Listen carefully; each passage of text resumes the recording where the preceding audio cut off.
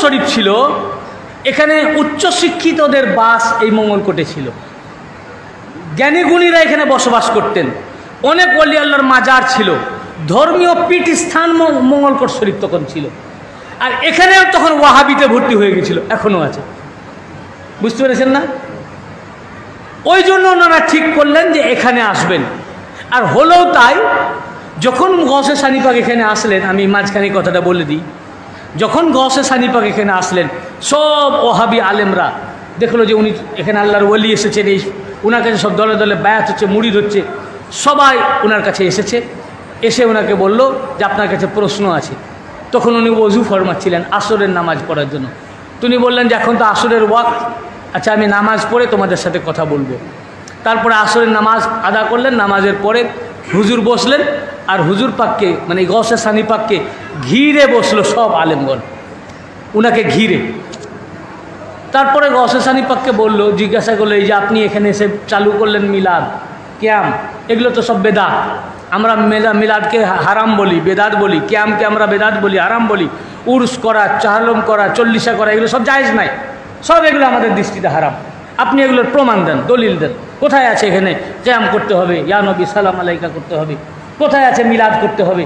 এই কিয়াম মিলাদ কিয়ামের দলিল দেন, এগুলো আমরা দলিল চাই। এইভাবে সব আলেমরা বলতে শুরু করলো, ওনাকে চারিদিকে ঘিরে রয়েছে, উনি মাঝখানে বসে আছেন।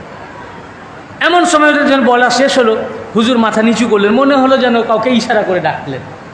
এমন সময় এক রওশন চেহারার এক অপরিচিত এক ব্যক্তি তাদের কাতার ভেদ করে তাদেরকে সরিয়ে ভিতরে প্রবেশ করলেন। তার ঘন দাড়ি ছিল এবং ভিতরে প্রবেশ করেই হুজুর গৌসে সানি পাকের কদম পাক চুমলেন। চুনে উনি আদবের সাথে, যেমনভাবে আমরা নামাজে বসি না, মানে এই পড়া পাকের সময় যেমন বসি, ওই রকমভাবে বসলেন। এটা হচ্ছে আদব, এটাও জেনে রাখেন। হুজুর পাকদের সামনে বসার আদব, গৌস পাকের সামনে বসার আদব বা মিলাদ পাকে বসার আদব হচ্ছে এইটা, যে হাঁটু ভাঁজ করে এই যে যেভাবে বসেছেন, এটা কিন্তু পড়া পাকে বসার আদব না। এখন ওয়াজ হচ্ছে, এখন তো অতক্ষণ তো আপনার ওইভাবে বসে থাকতে পারবেন না, এটা আলাদা ব্যাপার। কিন্তু যখন মিলাদে গৌসিয়া, মিলাদ পাক করা হবে, তখন বসার আদব হচ্ছে এই যে ইনি বসে আছেন। আমি অনেক ক্ষেত্রে দেখেছি মিলাদ পাক চলছে, হ্যাঁ ওইভাবে বসে আছেন, কিন্তু মিলাদ পাক পড়া চলাকালীন কিংবা হুজুর পাকদের সামনে এইভাবে বসা বেআদবি। ইমাম শাফি রহমতুল্লাহ আলাই একদিন হাদিস শরীফের দার্স দিচ্ছিলেন। উনি যখন দার্স দিতেন এইরকমভাবে বসতেন, মানে পা পিছন দিকে করে, নামাজের মতো করে। তো এমন সময় ওনাকে মানে বিছে কামড় দিয়েছে পায়ে, তো উনার খুব কষ্ট হচ্ছে, কিন্তু উনি পা সরাচ্ছেন না, কেন? উনি হাদিস শরীফ দার্স দিচ্ছেন। যখন দার্স কমপ্লিট হলো তখন উনি পাটা সরালেন, এবারে তখন দেখছেন বিছা কামড়ে দিয়েছে ওনাকে, খুব কষ্ট পাচ্ছেন, জ্বালা করছে।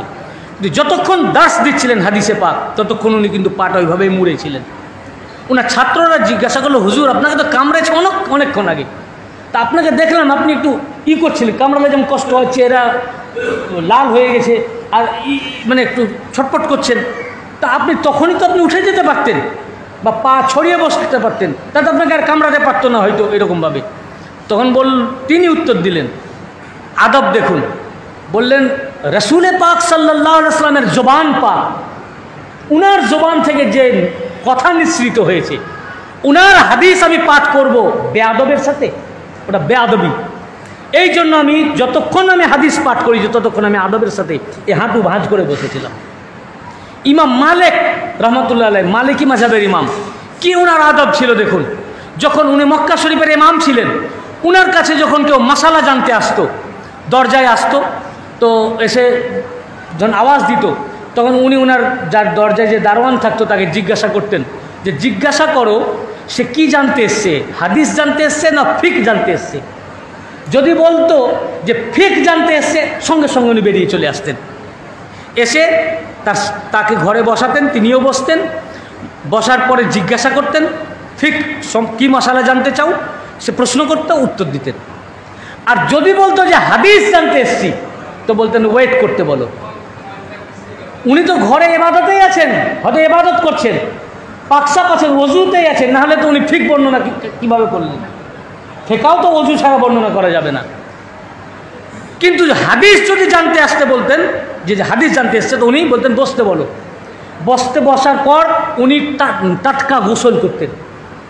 গোসল করার পর ভালো দামি লেবাস পরতেন, মাথায় আমামা পরতেন, তারপর বাইরের তাশরিফ আনতেন, দামি কাপড় পরে পাগড়ি পরে উনি মাসনাদে বসতেন। তারপরে বলতেন এবার হাদিস জিজ্ঞাসা করো, কি হাদিস জানতে চাও? তখন উনি হাদিস বলতেন। ওনাকে জিজ্ঞাসা করা হলো যে আপনি এরকম করেন কেন? যখন কেউ কোনো মাসালা জিজ্ঞাসা করতে আসে আপনি সঙ্গে সঙ্গে বেরিয়ে চলে আসতে পারেন, আপনি জিজ্ঞাসা করে পাঠান যে ও কি জানতে চাই জিজ্ঞেস করো, ও ফেকা জানতে চায় না হাদিস? ফেকা যদি জানতে চায় আপনি সাথে সাথে চলে আসেন, কিন্তু হাদিস যখন জানতে চাই তাহলে আপনি পাকসাপ থাকলেও আপনি নতুন করে গোসল করেন কেন? বলেন কারণ হচ্ছে যেহেতু রসুলের পাকের হাদিস ও শিখতে চাই বা জানতে চাই, আর আমি আল্লাহ রসুলের হাদিস পাঠ করে শোনাবো, তাই আল্লাহর রসুলের আদবের জন্য আদবান আমি টাটকা গোসল করি, টাটকা উজু করি, দামি লেবাস পরি এবং পাগড়ি পরে, এটা রসুলের পাকের সব আদবের জন্য আমি করি। হযরত ইমাম মালিক এরকম করতেন। তা এটাও আমি আপনাদের বলি, আমি অনেক জায়গায় দেখেছি, এই জন্য আমি বলছি, যখন মিলাদ পাক হবে, মিলাদে গৌসিয়া পাঠ হবে, দেওয়ান পাক পড়া হবে এবং হুজুর পাকের সামনে যখন বসবেন তখন এইরকম আদবের সাথে বসবেন, যেমনভাবে নামাজের ভঙ্গিতে বসা হয়, মানে হাঁটু মুড়ে পা পিছন দিকে করে। জিবরাইল আলাইহিস সালাম যখন রসুলের পাকের কাছে আসতেন এবং উনার কাছে যখন বসতেন, ওনার হাঁটুতে হাঁটু লাগিয়ে ওই হাঁটু মুড়ে পা ভাঁজ করে বসতেন। জিবরাইল আলাইহিস সালামের কাছ থেকে শিক্ষা গ্রহণ করেন, সাহাবায়ে কেরামদের কাছ থেকে শিক্ষা গ্রহণ করেন, আবার যে ফিকের ইমাম তাদের কাছ থেকে শিক্ষা নেন।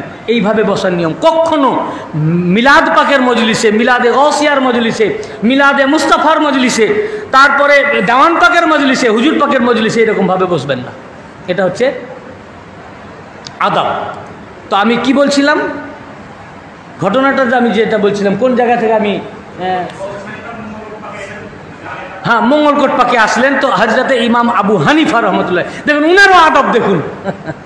আমি ইমাম মালিক রহমতুল্লাহ বললাম, তাই না, ইমাম শাফি রহমতুল্লাহ বললাম, ইমাম আবু হানিফার দেখুন গৌসে সানি পাকের দরবার পাকে আসলেন, তো হাঁটু ভাঁজ করে আমরা যেভাবে বসি এরকমভাবে পা পিছন দিকে করে ওনার সামনে বসলেন।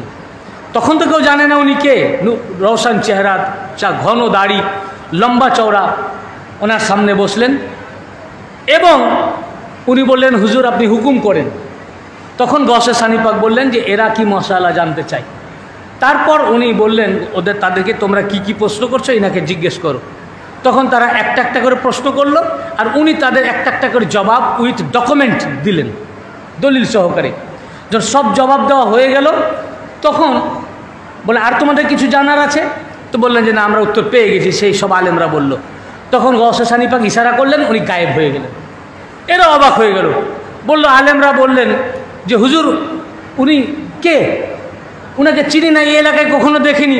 তখন তো ট্রেন বাস ছিল না যে বিদেশি লোক চলে আসলো, কোথা থেকে আসলেন, হঠাৎ গায়েবী হয়ে গেলেন।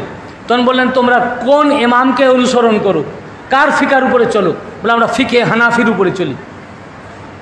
তো হুজুর গৌসে সানি পাক বললেন তোমরা যেহেতু ফিকে হানাফির উপরে চলো, তাই আমি হানাফি মাযহাবের ইমাম আবু হানিফাকে আমি কবর থেকে তুলে আমি নিয়ে এসেছি তোমাদের সামনে, কবর থেকে তুলে তোমাদের সামনে নিয়ে এসেছি। জি তোমরা তোমাদের ফিকার ইমাম আবু হানিফার কাছ থেকে জেনে নাও মাসালা। যিনি ইমাম আবু হানিফা, উনাকে কবর থেকে তুলে যিনি হাজির করতে পারেন, মঙ্গলকোট শরীফের মাটিতে হাজির করে দিতে পারেন, সেই গৌসে সানি পাক কে আছেন? তাহলে যে চিন্তা করুন।